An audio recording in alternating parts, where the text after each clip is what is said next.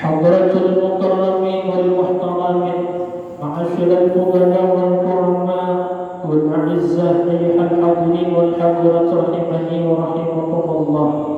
Bilkhusus yang sama kita muliakan Ketua Majelis Taklim Masjid Jami Nurul Jannah beserta para pengurus Majelis Taklim dan juga para pengurus DKM Masjid Jami Nurul Jannah. Semoga kita doakan selalu beliau-beliau di dalam limpahan rahmat dan keberkahan daripada Allah Subhanahu wa taala, dan semoga diberikan keistiqomahan oleh Allah Subhanahu wa taala. Ibu bapak hadirin hadirat jemaah Majelis Taklim Masjid Jami Nurul Jannah, insyaallah semoga selalu kita di dalam naungan taufik dan hidayahnya Allah Subhanahu wa taala, dan semoga selalu diberikan kemuliaan-kemuliaan yang datang daripada Allah Subhanahu wa taala dunia wal akhirah. Alhamdulillah, alhamdulillahirabbil alamin. Bersyukur kita kehadiran Allah, dan juga salawat dan salam kita sampaikan kepada baginda Nabi besar Muhammad sallallahu alaihi wasallam dengan nikmat Allah yang sangat-sangat banyak yang masih Allah percayakan dan Allah anugerahkan kepada kita sampai saat ini. Allah sempurnakan nikmat-nikmat tersebut dengan Allah liputi taufik dan hidayah di hati kita, dan juga berkatnya Rasulullah sallallahu alaihi wasallam. Maka malam hari ini alhamdulillah kita bisa duduk iktikaf di masjid ini, bersilaturahim, sama-sama berniat belajar menuntut ilmu agama. Mudah-mudahan Allah Subhanahu wa taala menerima segala apa yang kita lakukan sebagai ibadah kita nanti di hadapan Allah, dan mudah-mudahan Allah karuniakan kepada kita ilmu yang penuh dengan keberkahan dan kemanfaatan untuk memperbaiki ibadah kita zahiran wa batinan kepada Allah Subhanahu wa taala. Dan semoga nanti di akhirat Allah kumpulkan kita di padang mahsyar dalam kumpulan para ulama, para salihin, para auliya Allah, dan Allah kumpulkan kita di bawah panjinya Sayyidina Muhammad sallallahu alaihi wasallam. Amin ya rabbal alamin. Bismillahirrahmanirrahim. Qala al-musannif rahimahullahu ta'ala, nafa'ana Allahu bihi wa bi'ulumihi wa bi'ulumi sa'irus salihin wa bi'ulumikum fid darain amin. Ila an qala wa qala radhiyallahu ta'ala anhu. Dan sabda Nabi Muhammad sallallahu alaihi wasallam di dalam hadis qudsi, يقول الله تعالى الإخلاص سر من أسرار استودعته قلبا من أحببته من عبادي. Artinya firman Allah Ta'ala, bermula ikhlas itu satu rahasia daripada beberapa rahasiaku yang aku taruh akan dia di dalam hati seseorang yang aku kasihi akan dia daripada hambaku. Dan lagi sabda Nabi Muhammad sallallahu alaihi wasallam, akhlis dinaka yakfikal amalul qalil. Artinya ikhlas engkau akan agama, maka cukup bagi engkau akan amal yang sedikit. Dan sabda Nabi sallallahu alaihi wasallam, inna Allah azza wa jalla la yaqbalu min al-a'mali illa ma kana lahu khalisan wa ibtigha'a wajhi. Artinya bahwa Allah azza wa jalla tiada menerima daripada segala amal melainkan amal tersebut yang ada baginya ikhlas dan berkehendak akan zatnya Allah Subhanahu wa ta'ala.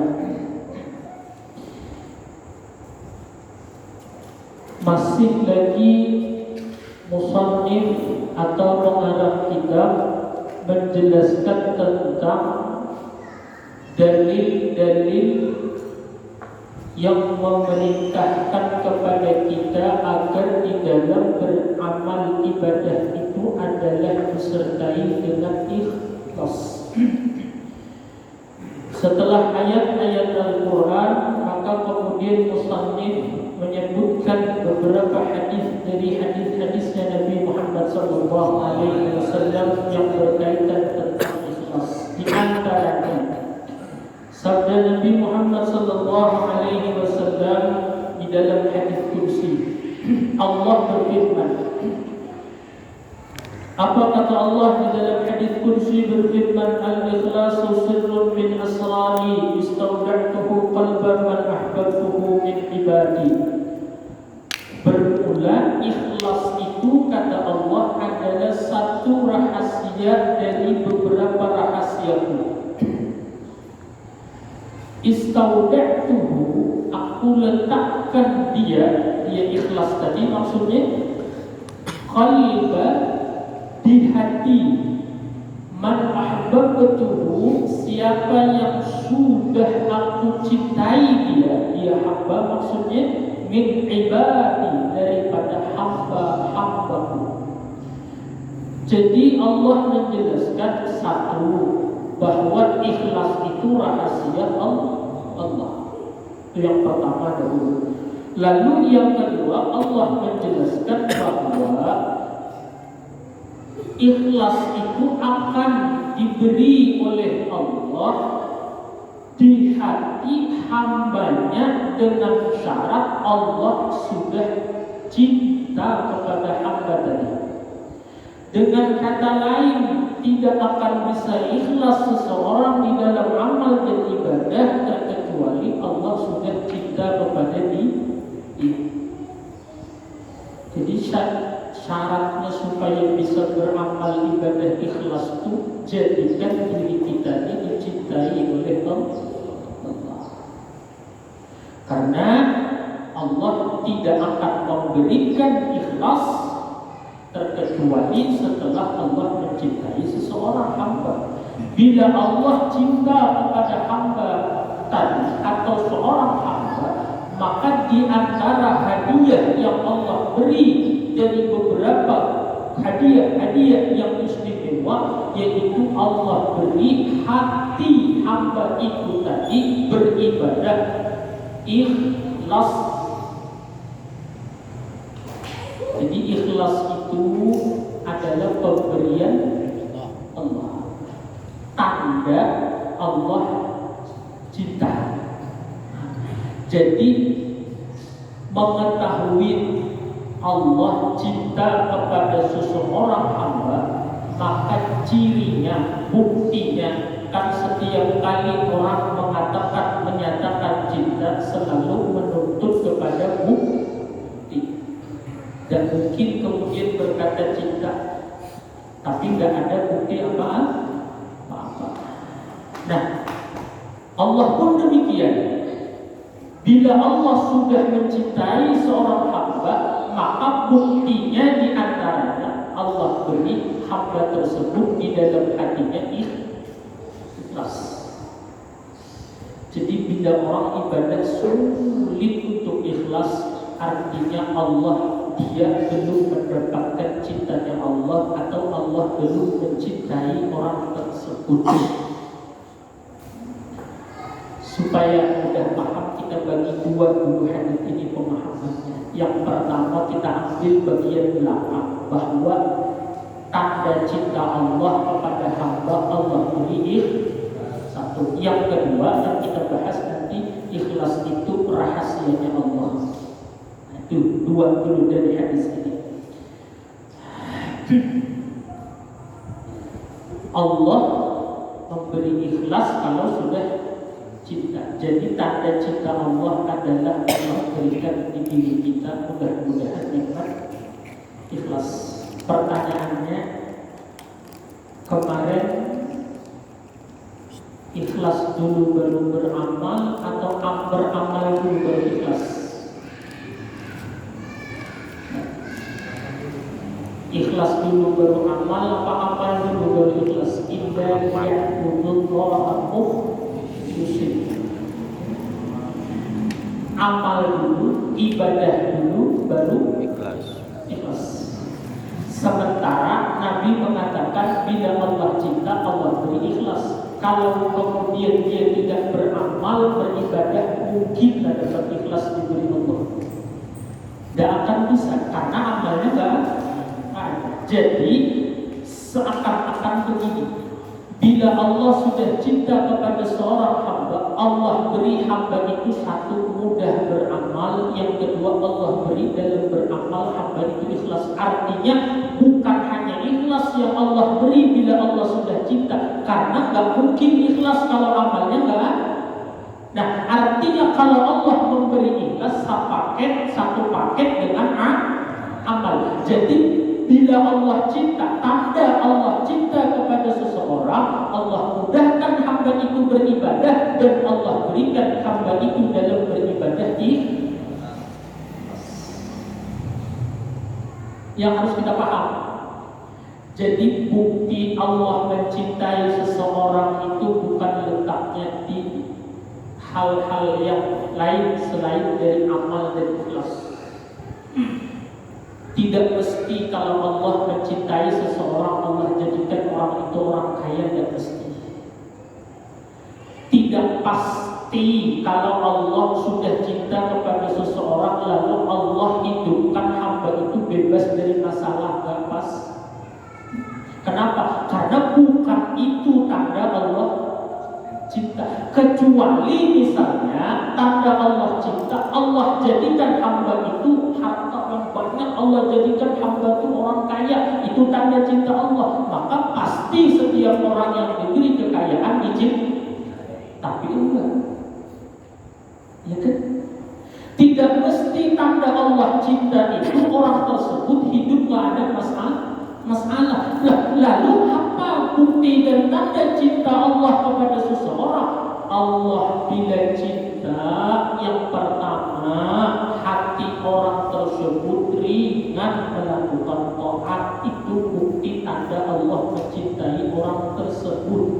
Yang kedua, bukan hanya ringan di dalam beribadah dan mudah hatinya untuk berkehendak melaksanakan ibadah, tetapi juga Allah beri ibadah hamba tersebut di hatinya ikhlas.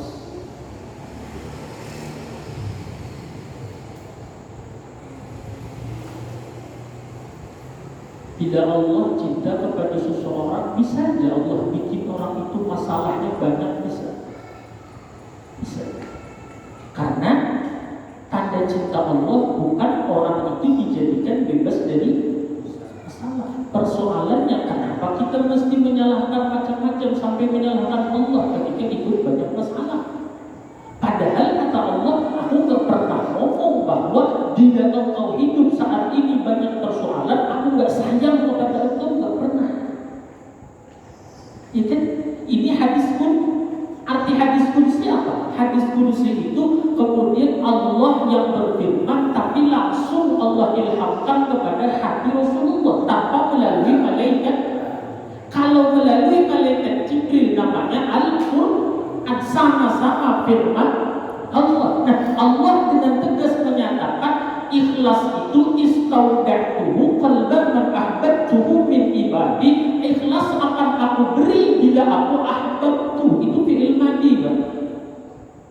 Kalau fi'il madi berarti sudah Allah sudah cinta dengan orang itu, baru Allah beri ikhlas. Nah, kalau Allah memberi ikhlas, gak mungkin orang itu gak ibadah. Bagaimana dia bisa ikhlas kalau dia gak ibadah? Artinya Allah mengatakan, kalau aku beri ikhlas, pasti aku beri dia mudah ibadah. Nah, ketika misalnya orang banyak masalah, ketika orang banyak persoalan macam-macam, kenapa mesti merasa rendah hati? Padahal itu bukan tanda Allah cinta atau Allah benci juga. Bukan berarti orang yang hidupnya segala-galanya damai, segala-galanya kemudian hidupnya gampang, segala-galanya hidupnya terpenuhi, lalu bukti itu Allah sayang. Belum tentu. Dan belum pasti kalau orang hidup segalanya mungkin susah, segala macam mungkin banyak persoalan gak selesai kemudian lalu Allah benci kepada orang itu. Enggak. Selama dia baik dalam susahkah, baik di dalam senangkah, bisa ibadah dan bisa ikhlas, maka berarti Allah masih cinta. Cuman kita kan pemahaman pemikiran kita kemudian jauh melencengnya. Kita pikir Allah itu sayang dengan kita kalau kita hidup ini kemudian diberi banyak kemudahan, urusan harta, urusan pekerjaan, urusan hidup. Bila lagi lapang semuanya kita ini pede. Oh pede, tahu pede lah? Hah? Percaya? Oh, bukan penuh duit ya. Oh, Allah lagi sayang. Di mana pernah ada Allah ngomong kalau Allah sayang, Allah bikin orang itu hidupnya gampang, mudah? Di mana Allah pernah menyampaikan kalau Allah benci kepada seseorang, Allah benci kepada seorang hamba, kalau bikin hamba itu hidupnya banyak masalah? Enggak. Allah menyatakan kalau Allah sayang kepada seseorang, hati orang itu mudah untuk dan taatnya itu Allah beri pula lengkapi dengan nikmat ikhlas.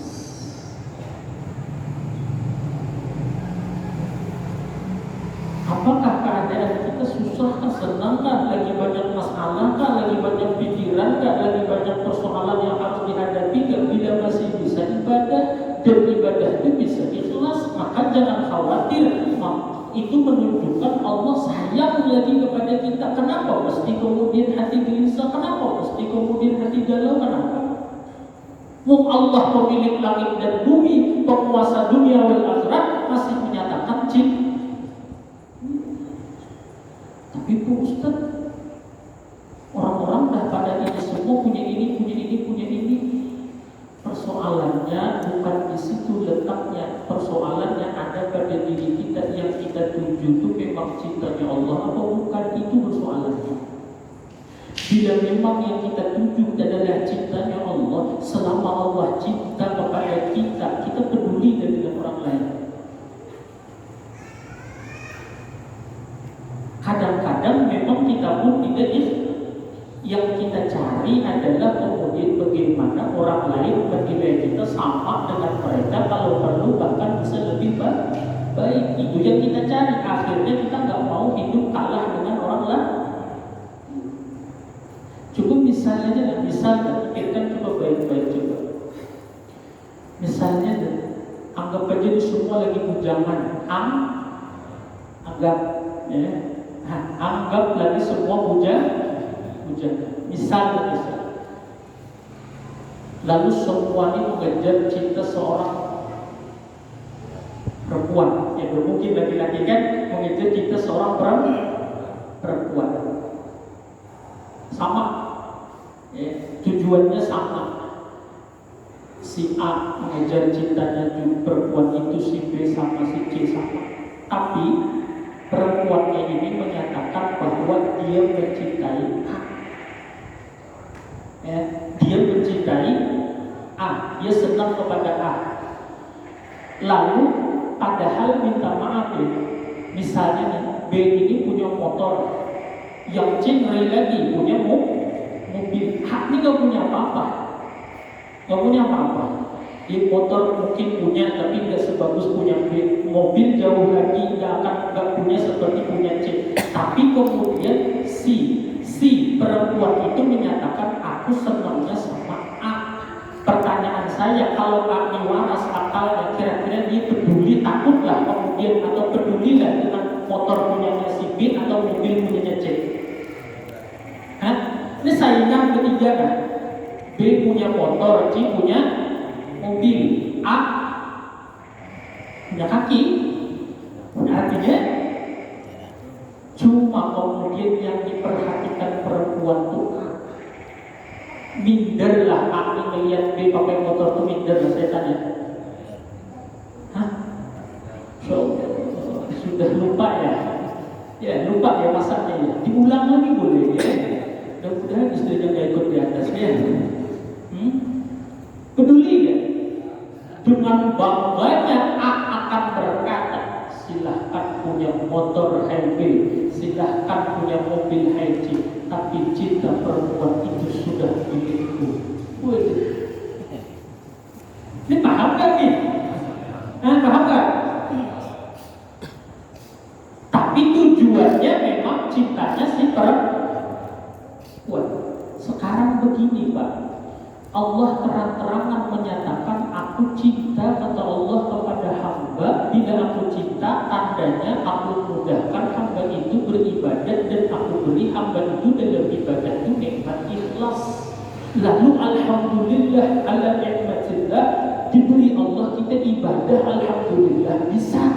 Lalu kemudian diberi Allah nikmat ikhlas, artinya di diri kita insya Allah ada tanda Allah cinta. Berarti kita dapat cintanya Allah. Pedulilah kita orang lain punya harta duit banyak.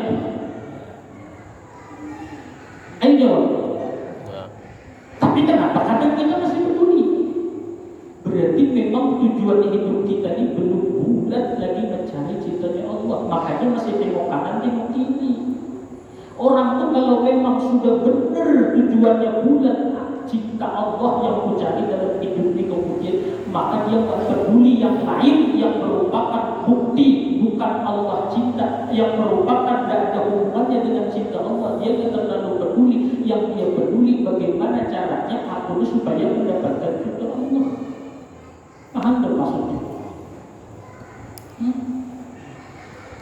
Kita masih minder melihat orang lain hidup punya ini, punya ini, punya ini. Yang kita minder itu kalau melihat orang lain bisa ibadah, kita enggak. Kenapa? Karena itu bukti Allah cinta. Berarti kita nggak dapat cinta Allah, dia dapat. Nah, itu yang kita kemudian iri, itu yang kita cemburu. Kalau memang tujuan kita, tujuan kita memang kadang-kadang ingin dapat cinta Allah, tapi masih berjalan. Kita ingin dapat cinta Allah, kemudian tapi kita nggak mau terserah Allah. Kalau bisa hidup dapat cinta Allah dan kemudian hidup nikmat segala-galanya. Siapa kita mau ngatur Allah? Ya.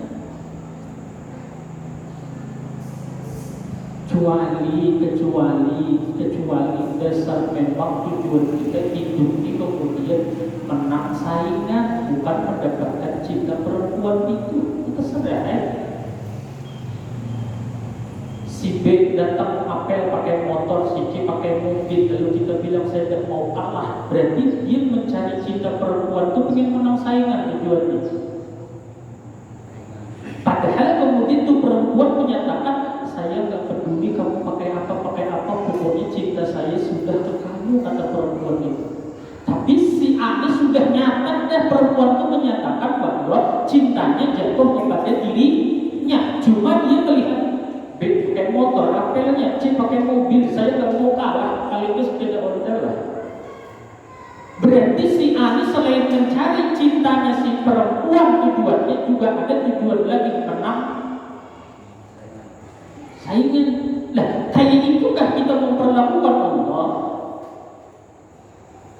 Allah sudah terang-terangan menyatakan, bilanya aku cinta kepada seseorang, kata Allah, bukan aku beri dia hidup gak ada masalah. Bisa aja dia hidup ada masalah, bisa. Bila aku cinta, kata Allah, bukan dia hidup segala-galanya nikmat, bahkan bisa aku beri bala, kata Allah. Kenapa? Karena bukti aku cinta bukan itu. Aku cinta kepada seseorang, buktinya kata Allah bukan segala-galanya aku beri nikmat orang itu, enggak. Bila aku cinta kepada seseorang, kata Allah, bukan aku mudahkan hidupnya segala-galanya, bukan itu buktinya. Tapi kata Allah, bila aku sudah jatuh cinta kepada seorang hamba, kepada hambaku, maka buktinya adalah hamba itu ringan hatinya mengerjakan ibadah, dan kemudian ibadahnya itu aku beri dia ikhlas dalam mengerjakannya. Diri kita aja jadi hendak mau menang saingan ya dalam hidup ini, mau mencari cintanya Allah. Kalau menang saingan kita punya mobil kan? Si C, paham tak maksudnya? C sudah punya mobil, kita baru mikir saya harus menang saingan. C punya mobil sudah faktanya, kita baru mikir kira-kira menang nggak?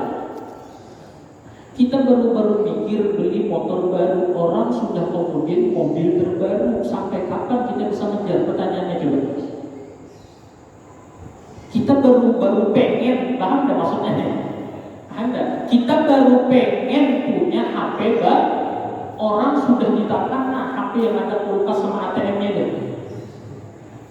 Kita baru kita mau saingan. Pertanyaan saya, itu sama kayak tinju Mike Tyson dengan Upin Ipin, Pak. Paham nggak maksud ini? Ini Mike Tyson dan tinju, lawannya Upin Ipin. Saingan itu namanya lah. Itu bukan saingan namanya, itu namanya kemudian bully. Jadi kalau kita mau dibully hidup, ayo jadi ikut persaingan, ayo silahkan. Kenapa? Kita baru mau pengen punya ini, pengen punya ini, pengen punya ini. Orang sudah, kita baru pengen, orang udah megang.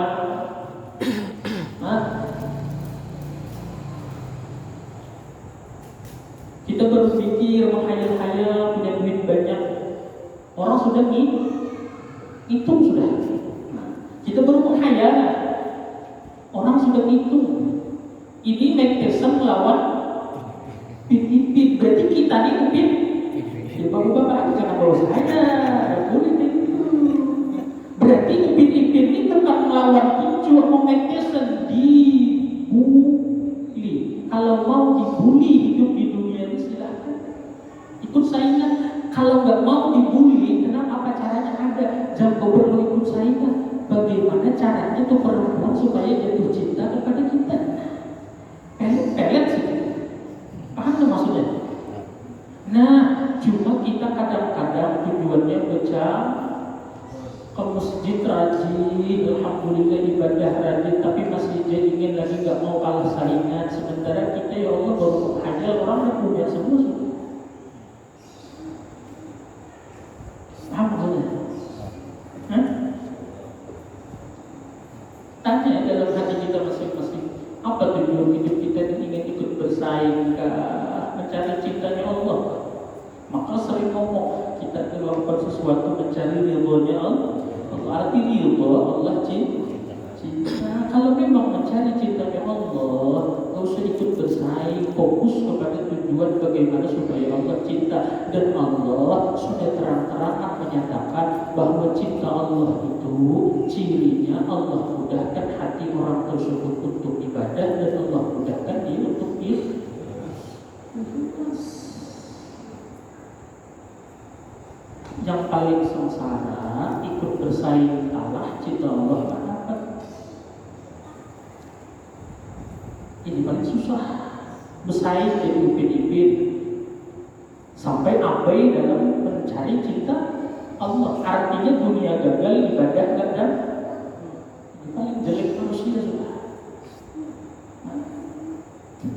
Kita kan baru menghayal punya ini, baru menghayal kemudian kapan taklim ini bisa pakai kebuli, bisa ada. Nih, Masya Allah, satu itu ada yang ambil ya. Kalian pakai ikhlas luar biasa sini. Nggak pakai kebuli, nggak pakai kopi, nggak apa-apa. Tujuannya kesini memang buat untuk ini. Masya Allah, luar biasa. Mudah-mudahan diberi istiqomah. Istiqomah yang belajar istiqomah. Jangan ikut-ikut bersaing jadi Upin Ipin kita. Artinya dibully kita hidup di dunia. Yang kita cari katanya ridhonya Allah. Kita baru pikir punya ini, orang udah pegang. Kita kebeli ini, orang pindah lagi, iya kan? Kita baru menghayal-hayal punya HP yang mana tuh? Hafal kan? Orang kan berapa kali ganti casing gak orang hafal. Kebeli kita hafal second, orang udah pindah ke anggur. Kita baru pegang hafal, orang menghayal lagi kita anggur. Orang kemudian pegang jambu metek sudah. Kapan kita bisa kejar? Gak akan dikejar. Kenapa? Karena siapa yang bersaing pasti dibully. Arti dibully itu persaingannya nggak seimbang. Kita baru menghayal yang kita saingi orang yang sudah kan rata-rata begitu. Saya pengen punya kayak si pertanyaan ini. Saya pengen punya HP Apple kayak punya si Saya tanya, kita punya belum? Dia punya belum? Berarti kita upin, dianya berarti kita kebeli kita HP Apple, yang lagi orang sono HP anggur. Kayaknya Apple itu udah ketinggalan zaman, yang kamu megang anggur, pengen saya punya anggur, upin lagi gak? Semua hidup jadi upin-upin, gak ada bulu rambut. Coba kalau akalnya sehat, kadang-kadang akal kita ini sakit oleh yang namanya penyakit jahil. Kalau mau seumur hidup jadi upin-ipin ya silahkan, gak rambut tergantung rambutnya jadi buruk segala satu. Yang dimusuhi itu bukan pertandingan tapi namanya pembulian. Nggak ada orang bersaing kemudian saya sudah punya motor nih, saya pengen bersaing dengan dia kayak punya sepeda kayak dia. Ada nggak? Selalu bersaing itu melihat yang lebih. Artinya orang udah punya yang lebih, dia mau ikutin. Paham nggak maksudnya? Tapi kalau orang kemudian dalam hidup berlomba mencari contohnya Allah Subhanahu wa Ta'ala, maka insya Allah dia nggak akan jadi upin-ipin. Allah sudah tegas menyatakan kalau Allah cinta, ringan hati ke masjid, ringan hati membuka Al-Quran, ringan hati membaca sholawat dan lain sebagainya, dan itu tidak mengharap apa-apa selain yang diridhoi Allah. Itu sudah Allah nyatakan, aku sudah cinta kepada si fulan, apalagi peduli dengan kemudian persaingan orang kiri kanan. Kenapa? Cinta perempuan itu sudah kita dapat. Kenapa kita masih peduli? Padahal alhamdulillah ibadah sudah bisa, sudah bahkan mungkin mudah-mudahan istiqamah. Kenapa masih noleh yang kiri punya ini, yang kanan punya ini? Berarti memang tujuan kita belum benar-benar mencari cintanya. Masih ada lagi keinginan ikut bersaing. Hadir. Sampai tidak cukup itu, Pak. Allah tegas menyatakan tidak cukup itu, Pak. Sampai di dalam Al-Quran Allah Subhanahu wa Ta'ala dengan jelas Allah menyatakan, coba Bapak kalau sering baca surah Kahfi, surah Kahfi kan, di akhir surah, ayat terakhir dari surah Kahfi itu apa kata Allah? فَمَنْ كَانَ يَرْجُو لِقَاءَ رَبِّهِ فَلْيَعْمَلْ عَمَلًا صَالِحًا وَلَا يُشْرِكْ بِعِبَادَةِ رَبِّهِ أَحَدًا. Allah tegas menyatakan faman, maka siapa saja, atau Allah umum gak berarti? Yang susah boleh gak? Yang kaya, yang banyak masalah, yang lagi lapang, pokoknya semua boleh. Faman kana yarju, yang dia sudah ada tujuan hidupnya tuh, harapannya tuh apa? Liqa'a Rabbi, ay liqa'a Allah. Dia pengen tujuannya tuh bisa ketemu dengan Allah, bisa berjumpa dengan Allah, bisa mendapatkan cinta Allah. Allah udah ngomong nih, kalau bahasanya perempuannya udah nyatain, kalau pengen dapat cinta saya, ini syaratnya. Lihat surah Kahfi ayat terakhir.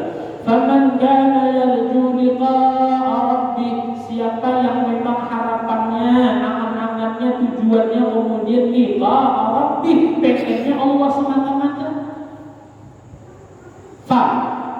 Jawab syarat, artinya harus memenuhi syarat itu. Falyamal, man itu kemudian syarat dalam ilmu nahwu. Faman kana, man di situ mannya kemudian adalah man syarat. Lalu kemudian jawab syarat duluan. Man di situ jawab syarat, faknya itu syaratnya. Jadi faman kana yarju liqa'a Rabbi, siapa yang harapannya, tujuannya, angan-angannya, cita-citanya Allah, maka syaratnya falyamal amalan shalihan, satu, hendaklah dia beramal dengan amal saleh. Apa arti?